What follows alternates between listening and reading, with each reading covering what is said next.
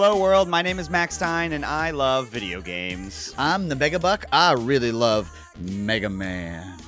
And my name is Raph. I also love video games. And welcome to the Game Treasure Podcast, where we discuss treasured video games of yesterday, today, and tomorrow. Warning, the Game Treasure Podcast is not for children or anyone with a brain. Buck, you can take that hat off and put those earphones back on your head for me, please. What? I can't hear you over the awesomeness that is my bespoke Mega Man helmet. Why is Buck wearing that replica helmet of Mega Man X's head or hat? Is it his skull? Because today is a retro roundtable of one of Buck's favorite video games of all time, most favoritist, the Super Nintendo Entertainment System classic Mega Man X Extreme. Why are we talking about Mega Man X? Well, because it was recently announced that the most recent theme for this year's Magfest is going to be Mega Man. Let's go. Why? Well, more on that later. But before we get into the awesomeness that is Mega Man X, we're going to start off our episode correctly, as we always should, by having Megabuck and RetroGameTreasure.com take us back in time with this week's Retro Zone. Let's go back in time.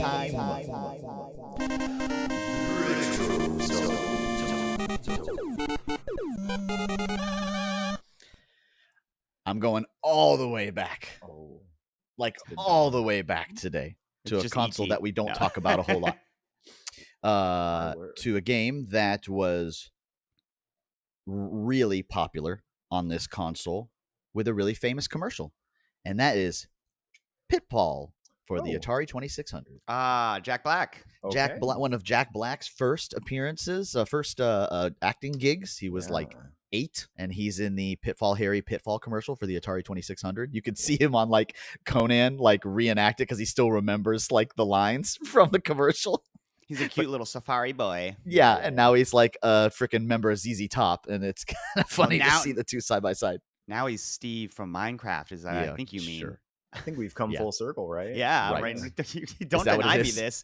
You're making this connection. His most recent movie was a video game movie for the most popular video game of all time, and his first acting debut is being in a commercial for a game that I don't know anyone that has actually played it. It was really. I have played it. I've played both in the arcade and the Atari 2600 version. It holds up not bad for an Atari game. I sometimes when I look at going like, yeah, let's do an Atari game. That'll be fun. I'm like, oh, Wizard of War. I really like that. Oh God, the Atari version looks like ass.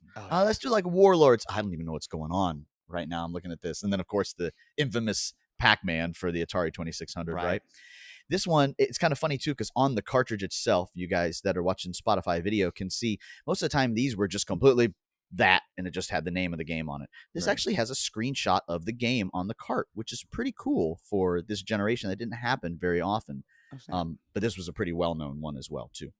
It had actual cartridge art. That's wild. I did not know that. Yeah, and I think that there's lots of Atari 2600 cartridges in particular are collector hell, because there are so many variations of the labels in particular. There may be one release that has like 7 different labels or something ridiculous, because they change the color, and then they change the font, and then they change the font and the color, and now there's 6 different cartridges for Wizard of War or something like that.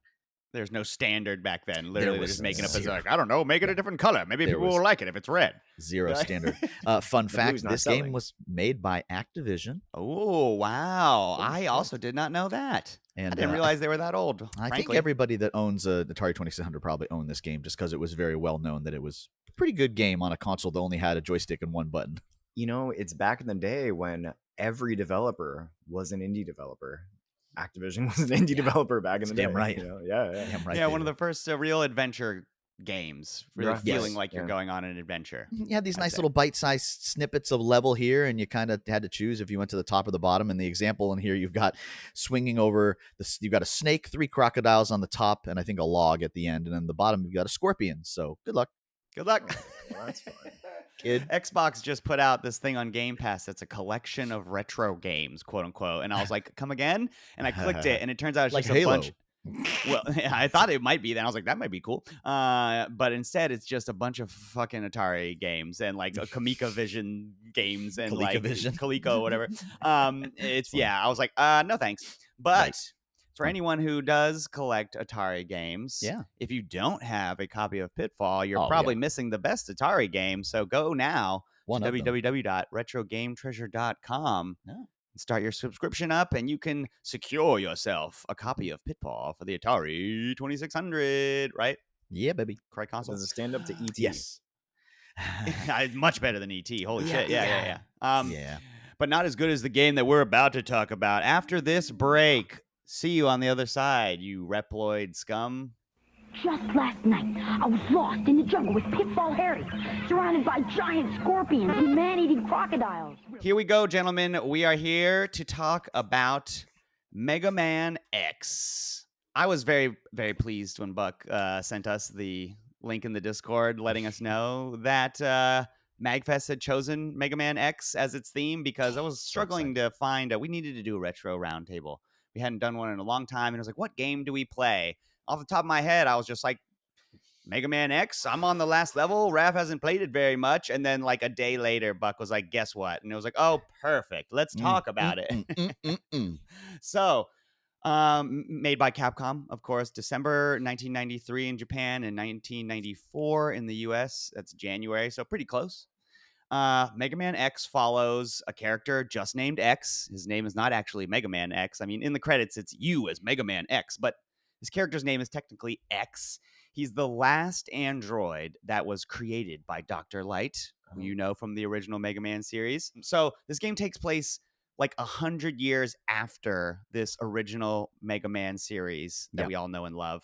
And this is the very awesome and epic anime backstory. So a human archaeologist named Dr. Kane discovers the ruins of a robotic research facility that had once operated by the legendary robot designer, Dr. Light. So among all the ruin and the rubble, Kane finds a large capsule which contains a highly advanced robot with human-level intelligence and emotions and even free will, which is, I was like, wow, that's a really big idea to ingest. The likes of which the world had never seen before, named X. That's right, you guessed it. So Kane decides to duplicate X, and within several months, he completes the first replicate android, which we all know Japanese people love shortening things. Oh, yes. A Reploid. Yeah. Yep. So it's a robot that can think and feel and learn and grow exactly like a human. I love this. I'm a real boy. It's so tragic. Within the year, the design is standardized and Reploids are mass-produced. However, with the free will given to Reploid becomes the possibility of criminal activity. So there ends up being rogue Reploids that are branded as Mavericks. So Mega basically, Man become Blade Runner. Mega Man X. Because literally the president of the world basically assembles this team of Reploids, and he calls them Maverick Hunters. Yep. And it's you and Zero and a bunch of other people. And Green biker dude. They're basically like, they're meant to stop these rogue Mavericks, and they're led by a character named Sigma, who's like this ultimate badass Reploid guy, but at some point something bad happens and he goes rogue and he begins like fucking shit up and doing straight up terrorism in this universe. He gains control of an island, and him and 8 other Maverick Reploids just like wipe out all the humans on the island, and their plan is to just do like mass genocide on humans. So this Mega Man already has a lot more adult themes than the other one, which is notably like a thing they were going for in the pre-production stage of this. So Buck, you have some cool, interesting facts about some of the like pre-production stuff, like the level design and the color palettes and things like that. I'd love to hear some of that right now. Well, I especially found it interesting that they went with a similar color palette to what you'd find in an original Mega Man game, except they blended more towards the teals and what nowadays everybody'd call like that 80s aesthetic, you know, but not that, but just spoilers, kids, the 80s aesthetic was like wood grain, everything. it wasn't neon. It was just the 70s. The 80s aesthetic was a leftover. The 70s. But Raph kind of hit it on the head when he talked about it being like Blade Runner and that kind of aesthetic. They're going for that Mega Man kind of spin, but it's Mega Man, so it has to be, instead of dark and gritty and all of that kind of stuff. It's exactly. It's bright, it's more colorful, but it still attains that kind of mecha edge, which is what they're really going for. If you watched any anime in like the late 80s and early 90s, holy crap, does everybody have that mecha edge to it. Yep. But they didn't go with the brightness of the colors for it. So they achieved both things at the same time. They got you into that universe, but they made it Mega Man's universe at the same time, while kind of turning him from a boy into a badass. Yeah, I read an this game's interesting. got- Oh, sorry. Go ahead. No, go ahead. No, I was gonna say this game has great character designs too. Like, Yes. I mean, fucking Zero is like. We'll get into that. We got some fun ones. Well, for that. yeah, I was gonna say, like, first of all, I read that there was the designers of the OG Mega Man worked on this, but they switched roles. So the guy that designed Mega Man decided to like draw all the sub characters, and the guy who's normally in charge of designing like the robots was in charge of designing X and like what he was going to look like. And I guess it was just like very hard because it was like, oh, I have all this freedom now because the SNES is so powerful. I could use all these extra colors and shit. And there was just like a bunch of design work in the creation. I also have a fun fact for Inafune, one of the designers, created that Keiji character Inafune. Zero. That's Mega Man's daddy. Poppy. So he also created Zero, whom he originally intended to be the game's main playable protagonist. He said, when the X series came out, I really wanted to redesign Mega Man. I wanted a totally different Mega Man. I'm a designer. I'm a creator. I wanted something new. I didn't want to use the same old Mega Man. But fearing a negative reaction from fans, Zero was ultimately reduced to a role as a secondary character. Once everybody fell in love with him, they ended up that GBA series, the Zero series. They ended up doing it anyway, or You kind of literally mashing them both together. Yeah, where it was just like he got his wish after all, where he Those got games to are very redesign hard, by Mega the way. Man. And Mega Man looks a lot like Zero. In fact, in this game, you end up looking a lot like Zero by the end of it, frankly. Yeah, when you get all powered up armor. Yeah. So let's talk about things that are the same in this game, like the things that carried over from Mega Man. So you're still a guy that runs and jumps and shoots. That's like always been the core of Mega Man. On the NES, like Mega Man's pretty much universally applauded for its tight controls, like for being a game where you just run, jump, shoot, and slide.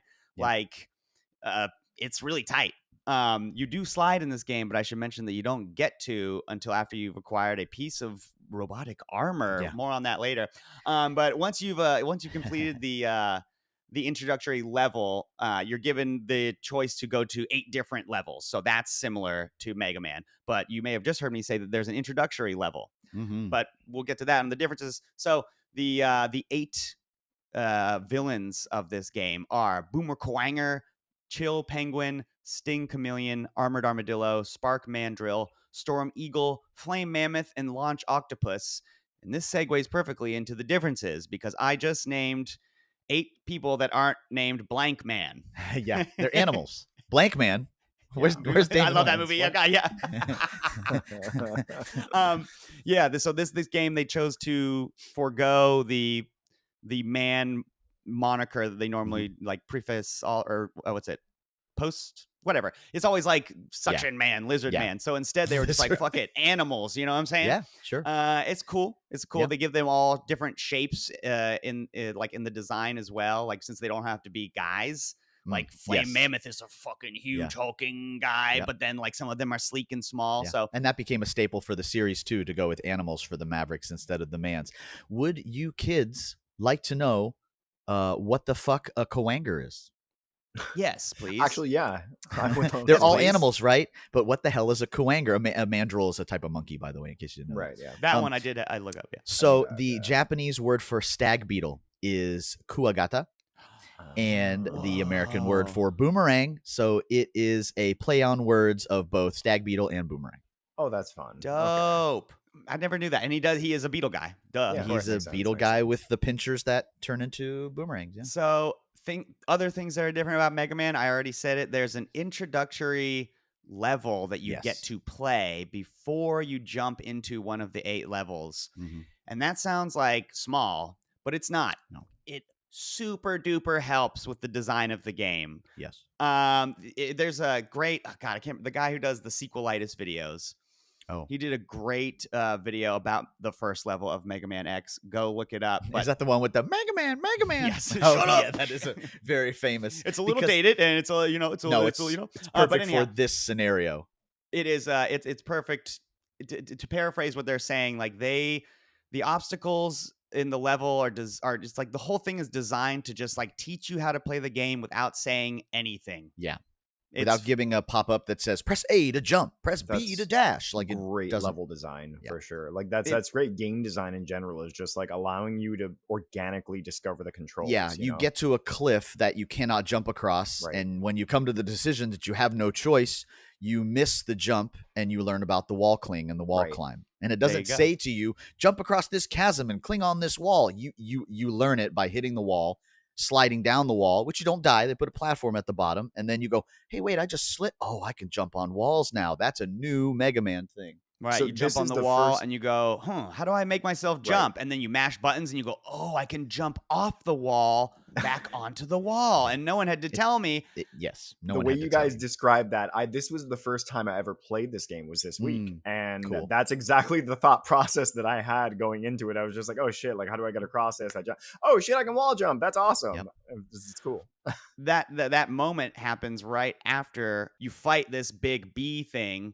In that moment, and then when he hits the ground after you kill him, that's what causes the like road that you're on to crumble. That makes it where you have. And you're like, I can't get out of this pit. How do I get out of this pit? It's super cinematic and cool because it's like it feels like you're in a cutscene in a Super. There's a little Nintendo bit game. of slowdown because there's too much stuff on screen, and I guarantee you that they tested that and they went, don't fix that. Don't put less on screen. That's awesome. Yeah, it looks cinematic when that happens. Yep. So that is important design as well, though. The wall jumping gets added to Mega Man. And boy, oh boy, what a genius thing to add so much to a platformer.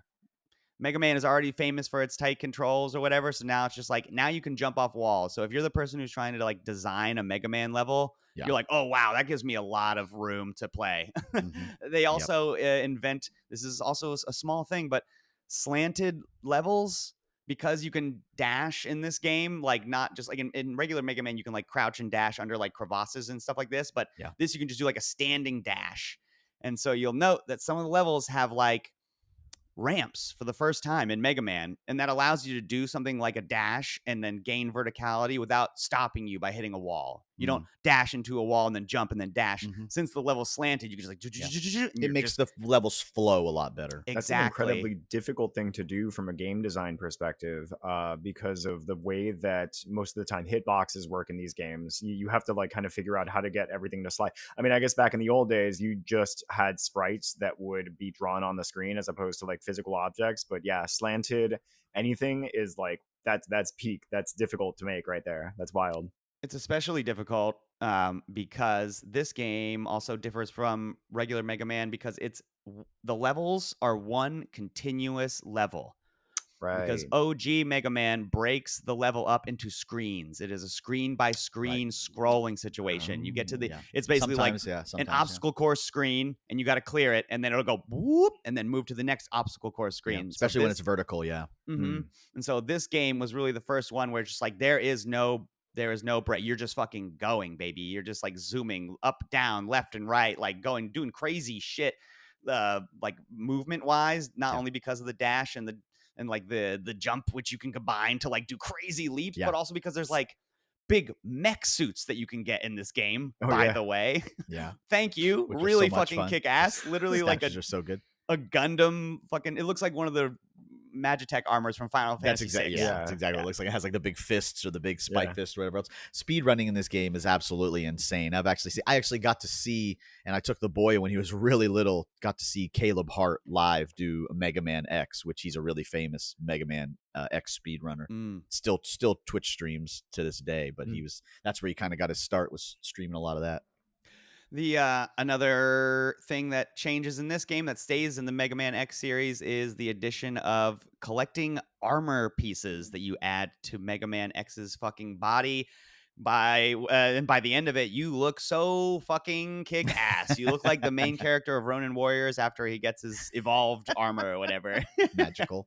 So it's just like, I can't quite explain how much Mega Man X is such a fantastic like sequel, like it's such an improvement to Mega Man and the idea of like going through this adventure and growing stronger. So you've always had the capacity, once you kill your enemies, you absorb their power and you use that to make other like fights easier, right? But in this game also, you collect armor pieces that up your abilities in like RPG like ways. Like, so if you haven't played this game, literally amongst the levels are these hidden areas that are like, they look like little teleporters. And when you jump inside them, a little hologram of Dr. Light is just like, hey, you found it. Good job, buddy. And then he'll give you a piece of armor. There's 5 of them to collect. And so there's a helmet, legs, a body, a buster. Or I'm sorry, the 5th one is a Hadoken, by the way, because this is a Capcom game. So Absolutely. the helmet lets you smash through like blocks head first that are in certain levels. It also will protect your head from like certain obstacles, like things like the falling fucking spikes in Armored Armadillo's level. The legs are the thing that give you the capacity to do the forward dash. You get a body that just increases your defense, so you just don't die as easily, which is just like super nice. Once you get it, you're like, oh my god, it's making Mega Man so much easier. And then you get an increased buster that lets you increase your like charge capacity 1 more level, which you end up using in other levels. And like, so it adds to this backtracking element where you'll go, oh, I need to go back to this one guy's level because there was this thing where I needed to dash, or there was this thing where I needed to do the headbutt, or whatever. I can't stress enough how much the adding of the armor piece collection thing adds to the replayability of all the levels of this. Not to mention the interactiveness between levels in the game. So, Raph, you didn't get to play this game very much, but so you've always had, defeat the bosses in the correct order so you can use their correct weaponry against one another because they're weak against it, whatever. This game also adds a layer of like, when you defeat bosses, some of them, if you then go to another boss's level, it may not be the boss whose power he's strong against, but things will change in the level. Like, in other words, like, if you defeat Chill Penguin before you defeat the fire guy, which wouldn't be the order you would normally go in, right?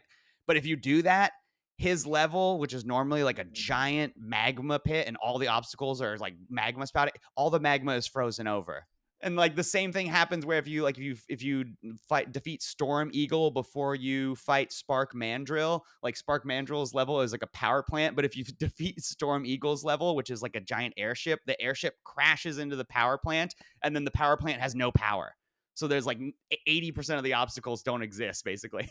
That would have made that shit so much easier. It's that's part of the fun. So it adds that extra level. In the old Mega Mans, right? It's kill the boss, get the boss's weapon. The boss is weak to the weapon. But anybody that's played enough Mega Man knows the bosses are not normally the challenge in Mega Man games. It's the levels. Hard as shit in this game, yeah. Right. Actually, I've got a question for you. As far as the bosses, obviously, my first time playing this, I tried to do a bit of research as to what order I should probably fight these bosses in, and I found mixed results. I actually didn't. There was no real consensus on it. Everybody kind of does it their own way. What order do you fight the boss? What order do you play through these bosses in? Just out of curiosity, what do you think is the optimal playthrough? I suppose. Yeah, it's been a long time. To be honest, there's so many Mega Man games that kind of blurs together after like number 4. Which order to put them in because like Max said, you end up going back to revisit levels. So there's some obvious ones like Flame Mammoth is just like completely broken if you use ice against him, right? Right. But Chill Penguin is like completely broken if you use Flame the Fire against him. Well, you have to beat one of them first. Right. Which do you want to make easier, the level or the boss? Yes. And I think that was part of the beauty of this game. It wasn't as much of a hard, like, no, you got to use Top Spin against Hardman. You know what I mean? Right. No, you got to use this against Snake. Yeah, you have to use, whatever, the Shadow Ninja Stars against. So I think they did that in a creative way. They kind of diverged and changed that so that you had a little more freedom. Like you said, that makes perfect sense that there isn't like a hard way to do it. If you use Boomer Karanger's move on Flame Mammoth, you'll cut his tusk off, like his trunk. Oh, I'm sorry. Yeah. You'll cut his trunk off.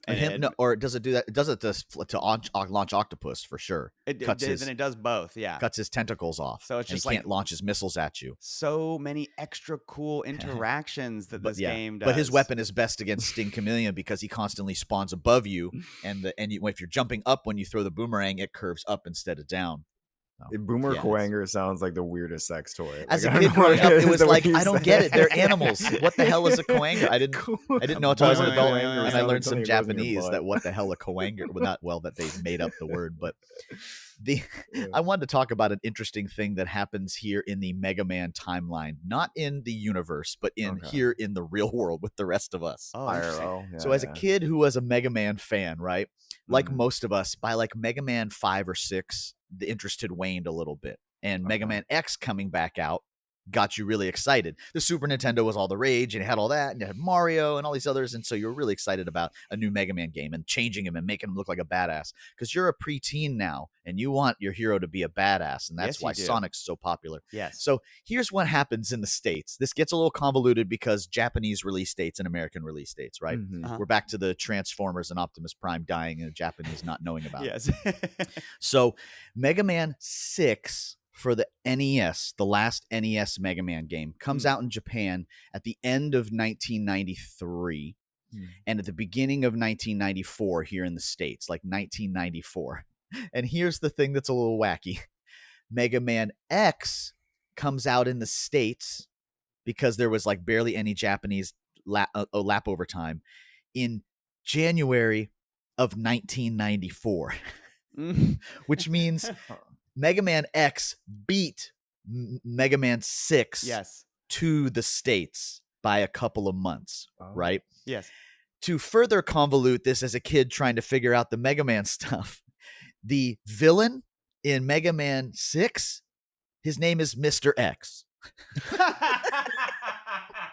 What the hell's going on in this Mega Man universe? Who Mr. X turns out to actually be Dr. Wily. Dr. Wily's back, and it's Dr. Wily again. It was him in disguise That's all almost along. more confusing. I And you're like, know, yeah. wait, hold on. I You're was like, gonna yes. ask. That was one of my questions. Like, how spent- deep does this lore I run? spent all of Mega Man X thinking that Dr. Wily was going to pop out of Sigma's head at the that end. is so fucking It was me, funny. Dr. Wily, the whole time. And then interestingly enough, they made a regular style Mega Man game for the SNES. They actually made 2 more regular style Mega Man Yeah. games before modern times when number 9. Number 7, which was for the Super Nintendo, and number 8, which was for the PS1. Mega Man 7 came out a full year after Mega Man X. And so it was almost like, that means they were developing it before then. So it's almost like when we were talking about Final Fantasy Tactics and Final Fantasy 7, Mhm. how they did both because they weren't sure how fans would react. And I almost wonder if Capcom was kind of doing the same thing, but I wonder if I didn't research if the same team that worked on 7 worked on 6, because obviously they were still finishing 6, and now they had to do this giant upgrade of all the sprites. Right. And interestingly enough, I believe Mega Man 7 has an intro stage, just like Mega Man X. And so Wow. even though it's a regular Mega Man game, they have that. Yeah, you have that ball. Don't you have that like that roll ball? You start with a weapon in Mega Man 7. Yeah, It's like you kick it. it's like a metal soccer Yeah. ball kind of thing. I think that was 7. Maybe I'm confusing 7 and 8 in my head. I forget. There's a lot of these. They run together. That sounds like a good hypothesis. I would say that probably sounds, develop both of them. We'll see which one sticks. Fuck it. Yeah, I have to check now the ball intro stage if it was 7 or 8. And I believe that was number 7. 7. for the Yeah, ball PS1. intro stage. Intro stage was Mega Man 7. Yeah, so they literally they used it right away. They're like, that was cool. People like that. Here's a new weapon. That's fucking sick. So, besides all the things that I just mentioned, when it comes to our personal love of this game, obviously Buck being the person that loves it the most, there is a very good reason why Magfest picked it to be the theme of this year, and that's because the music in this game fucking whoops ass. Holy smokes. When I was thinking about it, it's just one of those things where if all things are equal when it comes to like these are all video games and they all are using the same like sound chip, then Edge is going to go to the person who just gets the best composers that make, when you talk about Street Fighter 2, like, oh shit, that music ascends the gaming experience as far as like immersion goes, you know what I'm saying? And the music in this game whoops ass. This is the music right away from the very first intro level, like that pre-level level that we were talking about. You just went past the start. Immediately slaps. Hit start, shoots a Mega Buster.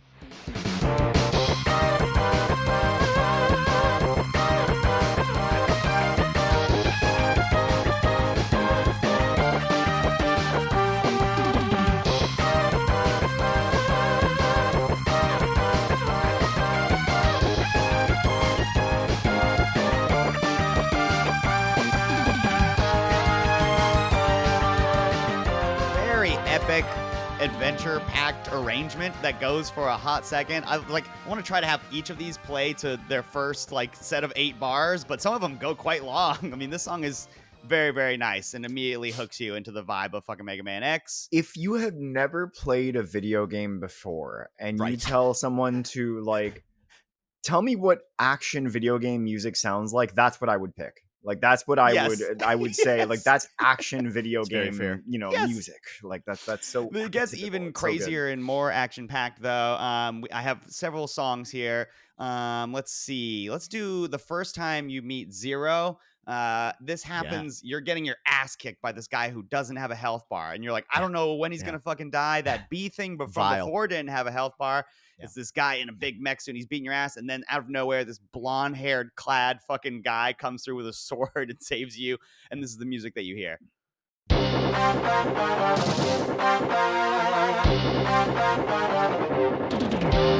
got goosebumps.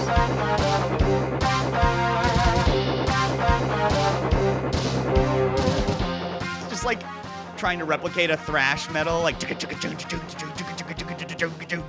it's so fucking gnarly. That's Mega Man music right there. Exactly.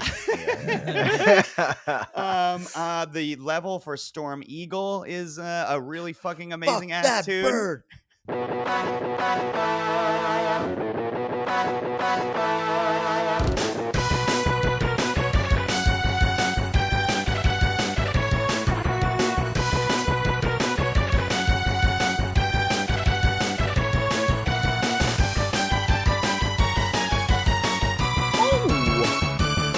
What the fuck? Do you hear that harmony? So catchy. You have not lived until you have seen rock and roll bands play those songs live. Seriously. Because holy smokes. I was literally mouthing the words to the Storm Eagle because the Megas do a song to Storm Eagle, and the beginning of the words are, look in the sky like there's a bird, it's a plane. No, it's a bird flying a plane. Another fantastic level, speaking of things that translate extremely well when it comes to rock and guitar solos, is Spark Mandrill's music.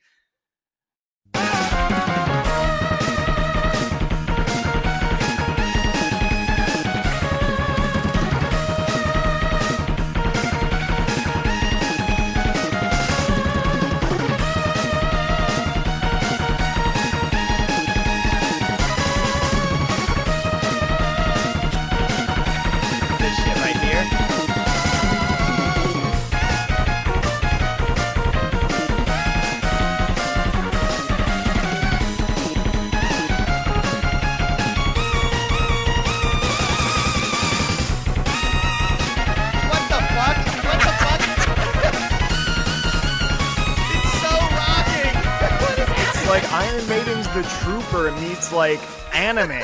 What the fuck? It literally most. changes. It literally brings tears to my eyes. It is so fucking 4 rocking. times. And if you listen to the background of that too, there's a part going. There's a part that literally is going. Da, da, da, da, da, da, da, and you're like, this is new arrangement. This is actual music being played on this fucking Super Nintendo. This shit is fucking incredible.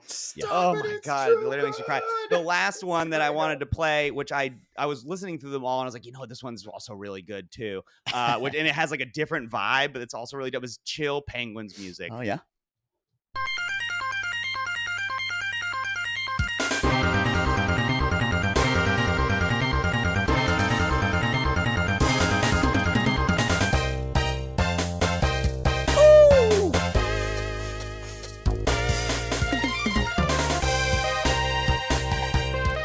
This feels really Mega Man. So awesome.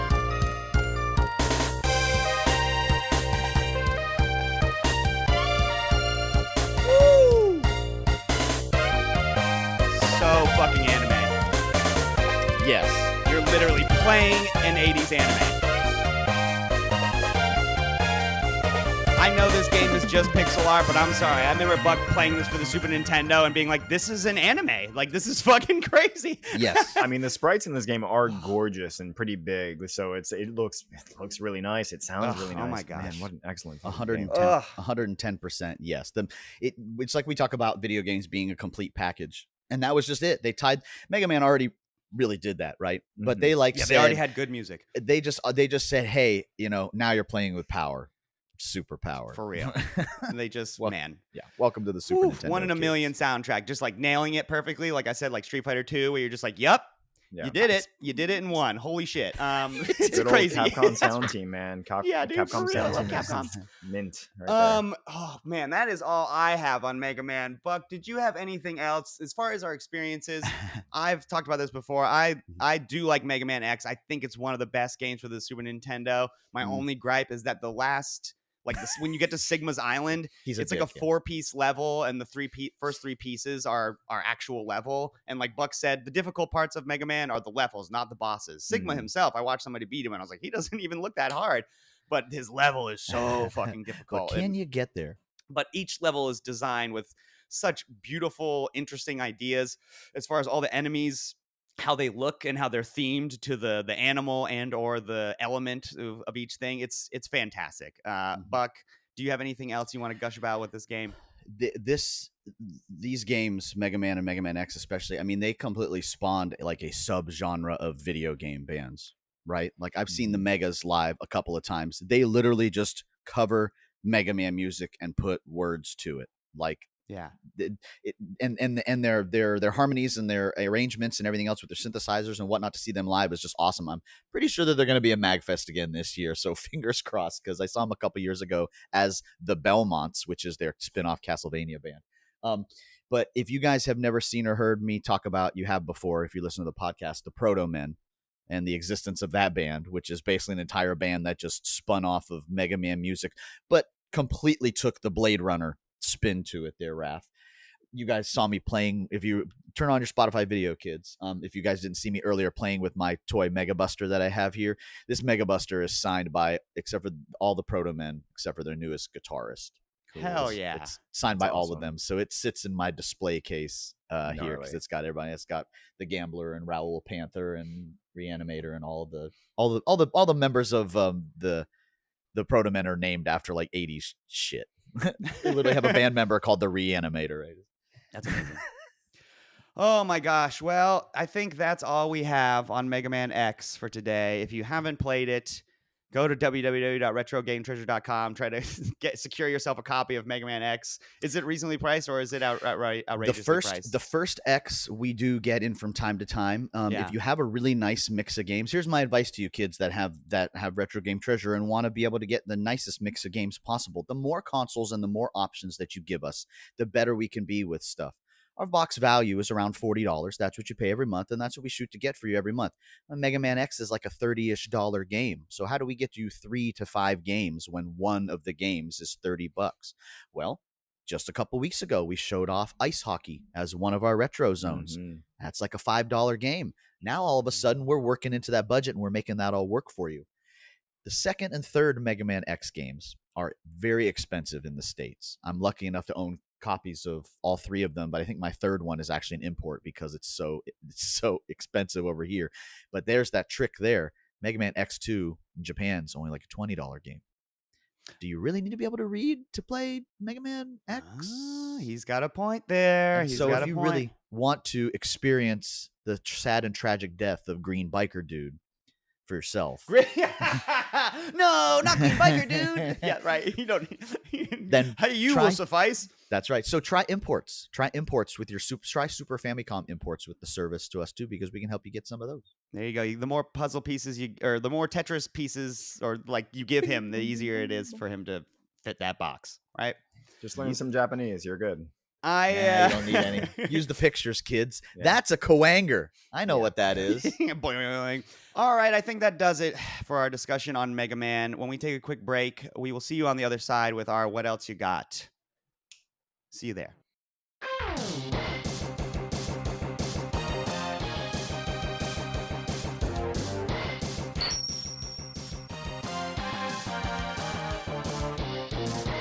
Okay, what else do you have for me, gentlemen? The What Else You Got section of our show. We can bring anything to the table, be it video game or not.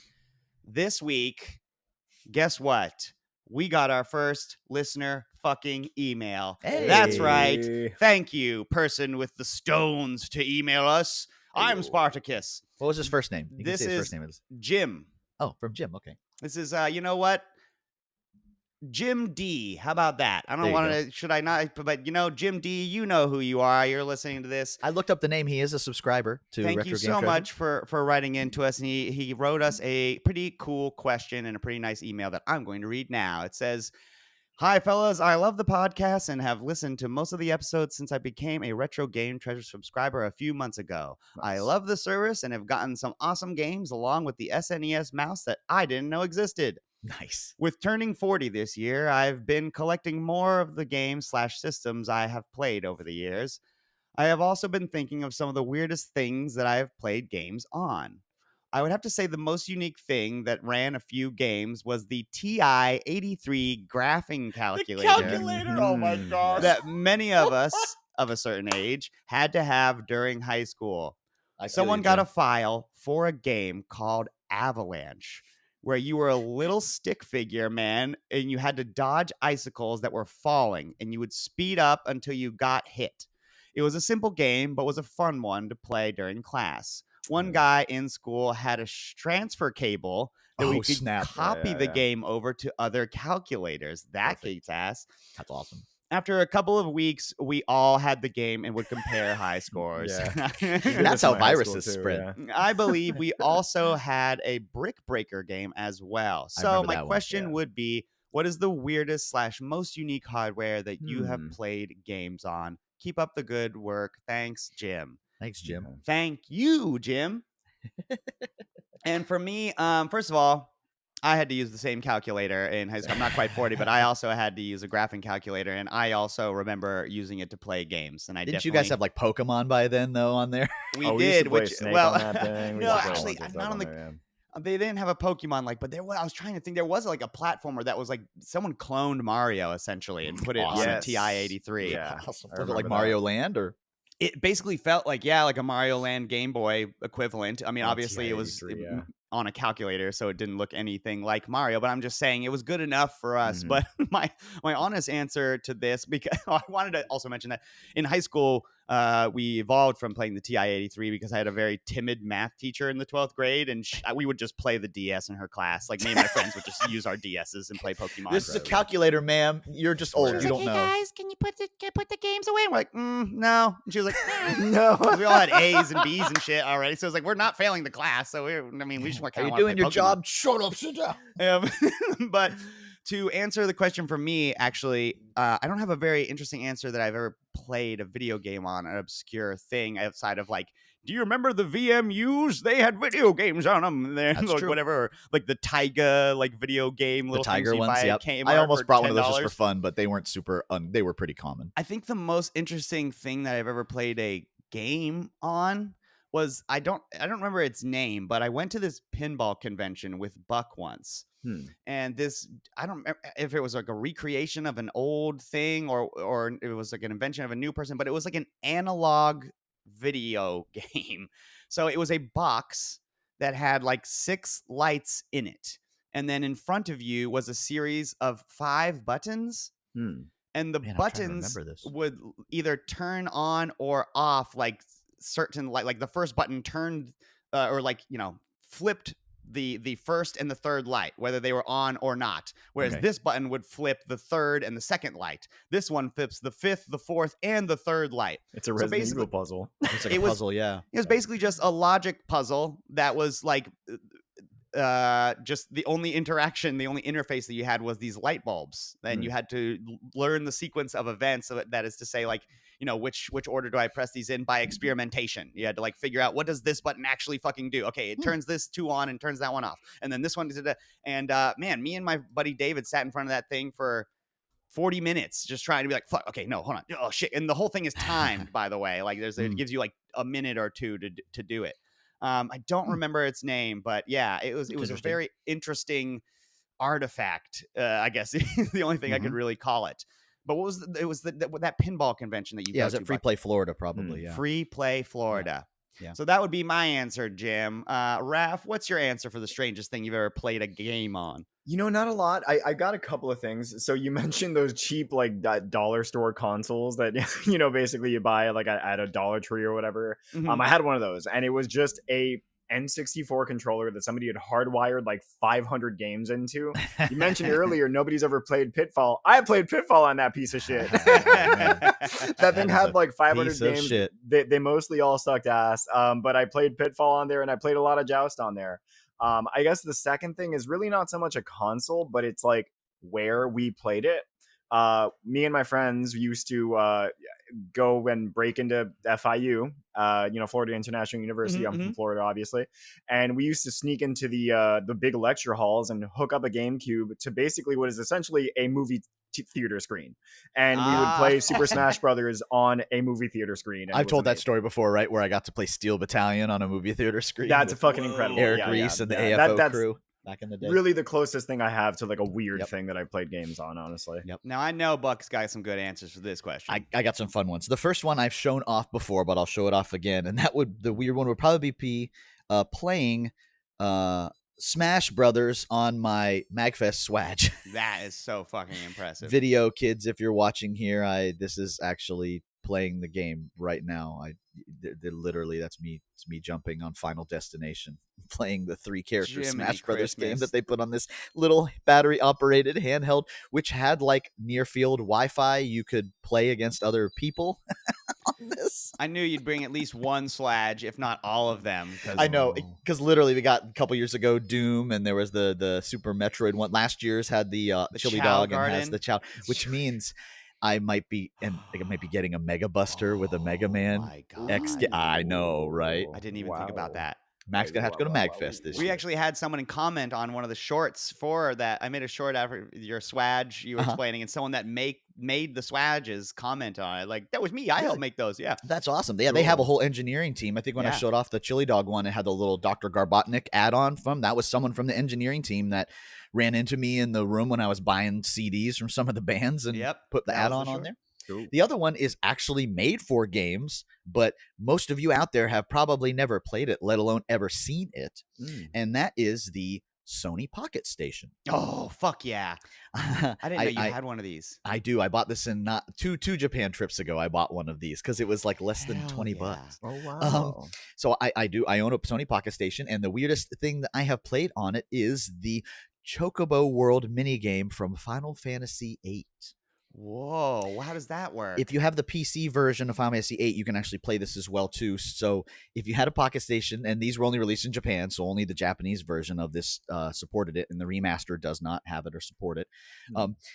Your save file would go into this. The Pocket Station screen flipped up, so you could plug this in like a memory card. That's how it worked. And then you got this little turn-based Chocobo exploration game. You played as a little Chocobo named Boko. And you would walk around the different field. You could fight against a handful of enemies. You could find Mini-Mog, and he would kind of join your party or be as like a secondary character.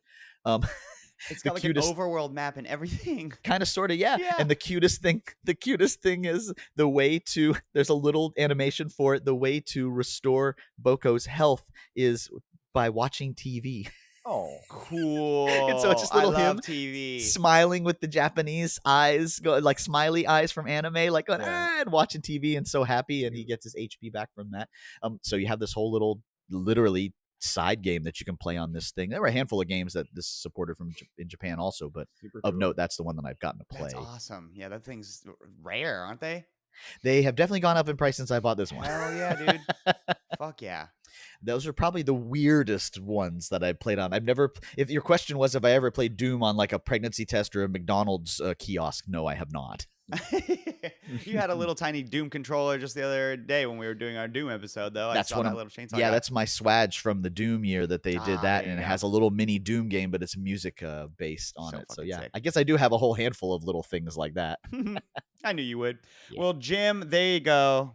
Thank you again for so much for writing in, and you can be like Jim and write us an interesting question that we'll answer if you go email us at gametreasurepodcast@gmail.com. So that is my What Else You Got for this week. Buck, I like What it. else do you have for us? 2 awesome things this week. First of all, as of this recording, the Sea of Stars free DLC, Throes of the Watchmaker, came out. Oh, I didn't realize that was free DLC. It is if you own the game. So I fired it up. First of all, it was really cool to jump back into that universe. Yeah. It was. I'm not gonna lie. After playing Expedition 33, I'm like, oh yeah, this game is good. It's not as good as Expedition 33. Though. Hell yeah, dude. which I beat this past week, but I'll talk to you about that later. Congrats, So it's really cool. The neatest thing about it is it's a whole extra side content. As long as you have a file that has beaten the game, you can just go to your pirate ship and the pirates are like, hey, this person needs help. Actually Keenathan needs help, which means you have to do it because you have to protect best boy Keenathan. So you go you talk to the watchmaker and they shrink you down inside of the watchmaker's giant clock. You go inside the clock world. So you get shrunk down, little toy size, right? And one of the first things that happens is you have to talk to one of the little townspeople who has this train, but he's lost the key, and you bring it to him to control his train to traverse around the world inside the watchmaker map. Which means you have to fight the train. Cool. Final Fantasy VI. When you fight the train, when it goes to the fight, it does something that it never does in Sea of Stars. It does the pixelated blur in, blow out, and goes. It like does a Final Fantasy VI intro fight. All your characters jump on the tracks and turn and run in place like that. Oh my god! You remember the strong man in the pirate crew, Raph? The guy that was really scrawny, and his superpower was his muscles come out. Yeah. Oh yeah. He suplexes the train. Oh my god! Amazing. Oh shit! You got motion inputs too. Finally found a way to do it. Somebody finally found a way to have Raph, a suplex. have you gotten to that part of Final Final Fantasy VI? No, the suplexing the train, no. So fucking good. It even has curtain call. It even grabs a player and pulls him into the what do they call it, where the engineer is, like the cab up there. And dude, it was so far it's super cool. It's got 3 dungeons in it, I can tell already. It's only about 10 hours of content, but I mean, awesome. Excited to play that. Hell yeah. The other one was Games Workshop had their Skulls Games Showcase this week. Boy, did they. They showed off so much stuff. I saw something online. Is this true? Is there Mobile Suit Gundam shit coming to the Warhammer universe? What? Ooh, I missed that. They didn't mention that. Maybe other way, or they did announce a lot of crossover shit. I mean, like Rust is getting Warhammer 40K stuff. Weird. I don't know. Bolt Gun is getting some DLC, and they announced Bolt Gun 2 is in development. You'll like this, Mac. Really? Yes, you'll like this, Mac. They announced a remaster of the first Dawn of War game. Oh, that's the RTS, the one that's a little slower and doesn't have as many like buildings. That game. And stuff. I like the way the unit construction works in that game. Like instead of making one guy at a time, you make a squad at a time. Yep, I always thought that was cool. That was super fun. They announced a the siege mode for Space Marine 2, which I think we're all buying now, so that'll be fun. Dude, that game is on sale as of this recording, and I think this might be the straw that broke the camel's back. Dude. It's on sale until I'm in. June Let's 5th. blood pack. Let's do it. Yeah. They also announced a remaster of Space Marine 1. It's coming out for consoles and PC. Interesting. Which is pretty cool. Out of left field, and everybody thought this was a sequel, but it's not. They announced new story content for Vermintide 2. Oh, baby. Oh, that's why Vermintide 2 just hit Game Pass again. They announced some new story content for that, which is it's like Darktide is just like the redheaded stepchild no one really likes anymore. Right, yeah. They announced a Mechanicus sequel. They're doing a second Mechanicus game, which everybody liked that one. That's cool. They announced the guys that made Rogue Trader, Owlcat. Rogue Trader, if you guys remember, is like the 480K Baldur's Gate. Came out about the same time. It's the reason why I didn't play as much Baldur's Gate, because I played 100 hours of Rogue Trader. Okay. They're making a new game in the same vein called Dark Heresy, and it takes place in a different, like it's not a add-on sequel. It's a different part of the universe for 40K, so it's going to have all these different characters. Cool. There's one game that I want both of you to check out and let me know if you want to do it, because it's only $15. Okay. And that is Speed Freaks. Okay. I saw you playing this the other day, and I believe I've seen the commercial for this. This is a racing game, yes? No. No? Check this out. So this is a car combat game, but it's in 40K, which means it's got to be all orcs, right? There's going to be a Lehman Russ tank, but it's been commandeered by orcs and it's been orcified, and there's an orc hanging out of a window throwing Molotov cocktails and shit. So there's like 9 or 12 different vehicles. Now, here's the kicker. I think if anybody at Single Track, if you still exist, or any of the Twisted Metal devs or Jaffe, whoever was involved with that, I forget, pay attention, because I think this game fixed the Twisted Metal problem. So in Twisted Metal, it's car combat, right? Yes. You shoot the other cars and you blow up the other cars. That's it. So what happens if you're good at the game? You drive to one end, you do a 180, you turn around, you drive back, and you keep doing it over and over again. And you try and maneuver around the other guy shooting you, right? Right. It gets very repetitive very quickly. Okay. That game has combat, obviously, but it works on a point system. So every time you blow up another car, you get points. Well, the big tanks are much easier at blowing up the itty bitty Jeeps and speed buggies and shit, right? So why would you pick one of the? Why do you want to pick Twister when you can pick Warthog, right? Like, it's a little bit harder for you. You race while you kill each other, but not how you're thinking. The game fires up, you're all in an area, and then about 30 seconds later, the game goes, everybody go there. And it has a waypoint way off in the distance. First person to get there gets points for their team. You play on teams, like 6-on-6 or something, or 5-on-5. But then it'll say, okay, race starts in 30 seconds. And the race isn't point A to point B. The race is like a figure 8 around the starting point, with a bunch of terrain like 40K style around it. So if you're racing with other fast and medium cars, you're battling and rubbing and shooting each other and killing each other some, but the big tanks are sitting at checkpoints waiting to blow you up to get points for their team. Every checkpoint you hit, you get points for your team. Every lap you complete, you get points for your team. So after the race finishes, air quotes, about 30 seconds later, the game goes, now everybody go over there. And it repeats itself like 3 times per match. So you're earning points for racing and points for killing. And then after like 2 or 3 races, the game says, all right, finish line's there. First 10 people to get there get points for their team. And the tanks sometimes will position themselves up to kill the stragglers to get extra points. They won't even cross the finish line. They'll like just try and kill people, because they know if I kill 2 or 3 people, I'll get more points than if I cross the finish line and then I'm out of the race. And it all does this point system. This game looks badass. I plays think it just sold me. Honestly, really this looks good. Fucking sick as fuck. But the fact that when I played a couple of games and I saw every type of car in there, it wasn't like everybody picked a tank or everybody picked a doom buggy or everybody picked whatever. My question was going to be: is there a like a Overwatch style situation where it's like your team comp has to be this, or could you be all tanks? Could you be all racers? Kind of type deal. Interesting. Because if you picked all tanks, you're going to be getting tons of points from the racing, but not or whatever. You will get more points, I believe, from completing 1 or 2 laps than you would from getting a kill. And so then it becomes, how do they balance that out? And it's like, it's a point system. And like the matches I played, like the final score is like, 1,000 to 950 or 1,100 to 1120. Like the scores were pretty darn close if people were paying attention on it. And also, they're making the game cheap because they're only charging money for like cosmetics and stuff. There's a bunch of unlockable cars and they don't charge for any of them. You unlock them through good old school challenges. Dude, this looks fucking sick. And there's like a dozen cars or 10 cars or something like that. I think I'm going to end up spending about $60 on video games today between Warhammer Space Marine 2 and Speed Freaks. How neat is that though? Like, dude. I think, could you imagine a Twisted Metal that made use of that? Yes, that is such a unique gameplay style. Yeah, I really, really, really, really like that premise.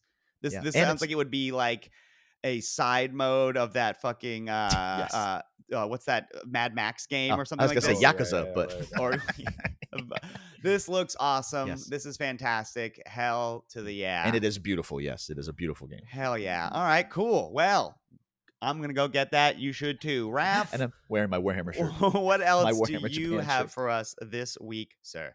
Well, I'd like to start my What Else You Got with some dire news. For all those Helldivers out there, you better get on your ass and land on Super Earth because it's being invaded and we got squid boots on the motherfucking ground. Really? Super Earth is finally being invaded. I played last night and it is insane. Whoa, the level... They're mega cities. There's no like outer skirts to like go into the city. You land in a mega city. It looks like a section of like Cyberpunk 2077 or like Mass Effect.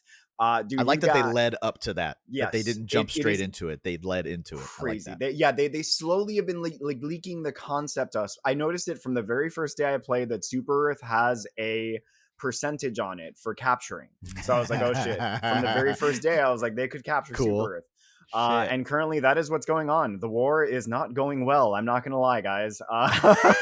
It is. Maybe they waited a little too long and their player base has dwindled just enough that it's a problem now. Like a lot of people have jumped on after the Illuminate finally showed up, but we have been tasked with killing 1.2 billion squids before the end of this major order is over. That's genocide. We literally have to kill 1.2 billion squids. I love this fucking game, man. I just love hearing about it. They've got now, so you're on Super Earth and it's not just you guys. There are civilians running around screaming, and then you have also SEAF soldiers, that's Super Earth Armed Forces soldiers that are on the ground with you. You can do your button to like ping things and hold it. You can command them to follow you. You salute, they salute with you, and they'll follow you around and they'll shoot at the squids. They'll distract the shit out of them. They're a great distraction. It's fantastic. Dude, you've got the last update that added all of the gun customization in it, the gun leveling. You can level up the guns. You've got like new enemy units. There is this thing called the Leviathan that flies around the city just bombing shit. It's like a massive like squid that just floats around the city, just blowing shit up. And it's terrifying. I was playing last night and it's the most chaotic shit, man. Like it feels so good to be like, cool. All right, let's go. Let's cut through this alley. All right, we got to get to this part of town. Oh my God, we got to get all the way across town to get to like this thing over here. And like the maps are enormous. Hey, too. taxi. Like, yeah, dude, like you're running and you've got hordes of squids on Super Earth you. Is from New York. Yeah. Yeah. Well, the thing is that it is Earth. Like, it. so you can pick like there's several cities on the map. And I'm like, oh shit, this is wild seeing Africa like on the map. We're seeing like South America or whatever like on the map. And there's mega New cities. Tokyo. Wait, what? Yeah, Neo Tokyo, exactly. There's what they call these mega cities, which are these big structures that have like massive like huge amounts of objectives to do. They have like new game modes on the planet. It's pretty wild, man. I'm gonna probably end up playing Helldivers later today, to be frank. I'm probably gonna do that a good chunk of the day. I might join you. Yeah, possibly. dude, it's a badass. lot of fun. It's a lot of fun. I was playing. Actually, I might play with Lauren after we record. But the other thing is that you mentioned Bolt Gun. I ended up buying Bolt Gun because it was like on sale for like $10. I like boomer shooters, so I can't wait to jump into that one. I also bought a horror game that I might stream on Sunday. Do it. Obviously, that was last week as of this release date. But I bought a game called It Steals. Go watch the VOD. What's up? Oh yeah. I said go watch the VOD. Right, yeah, exactly. Yeah. It Steals is from the same developer that made Lethal Company. It was the game that they made before that. It's only like $4.90. It's not even on sale. It's just $5 normally. Short little game, has a bunch of like little mini games essentially, and I've heard that it's actually fucking terrifying. So I can't wait to stream that one. Your favorite. Yeah, exactly. I'm so excited. Go play some more Look Outside. That'll terrify you. I'm thinking that like if I don't have any like a group streams in the future, that I'm gonna play this and Look Outside as well. Cool. This game other looks than that, quite scary.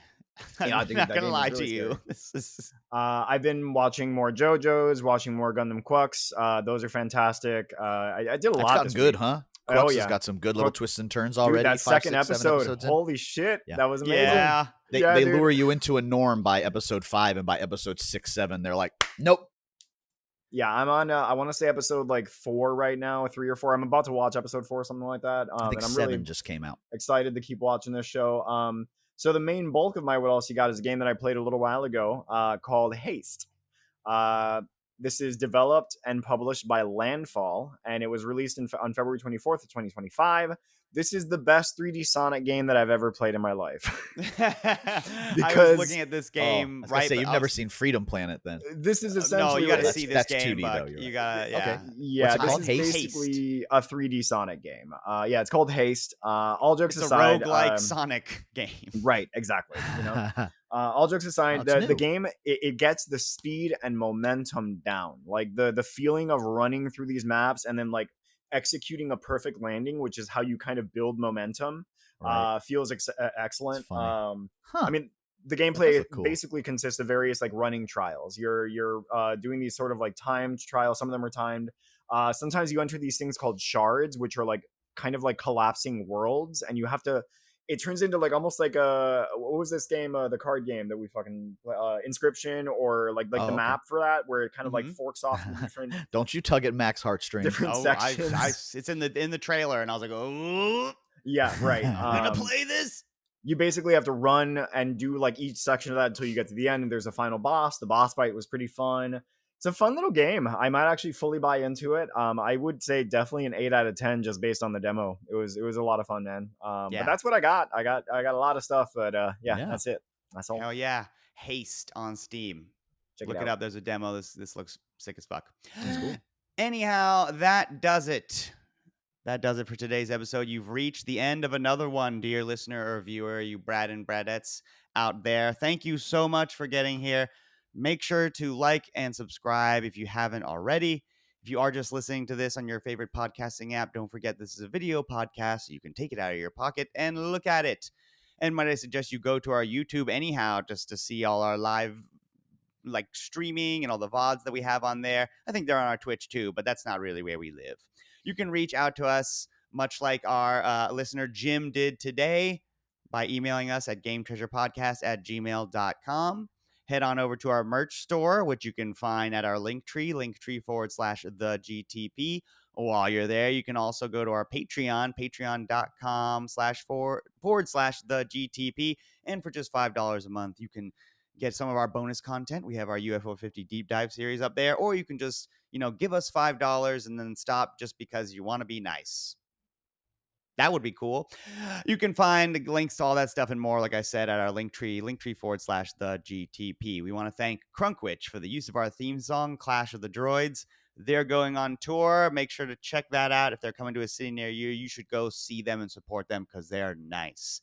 And last but not least, we would like to thank RetroGameTreasure.com. Owned and operated by the Mega Buck himself. You heard us talking about it already in the Retro Zone. You heard us even talking about it when we were talking about Mega Man X. RetroGameTreasure.com is a subscription service that sends you customized boxes of retro video games every single month. So the way this works is once you become a subscriber, you tell Buck what genres of video games you like and what consoles you collect video games for.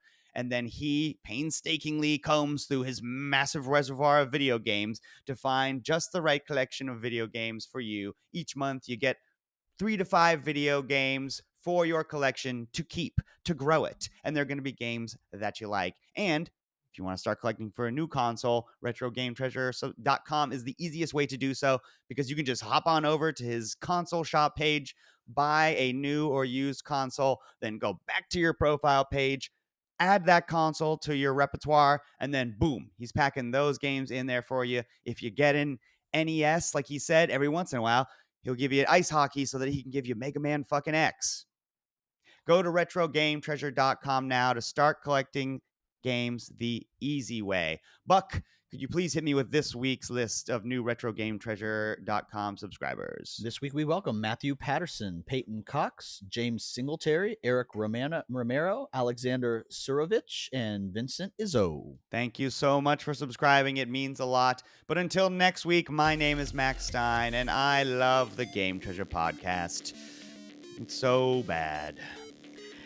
It's so bad.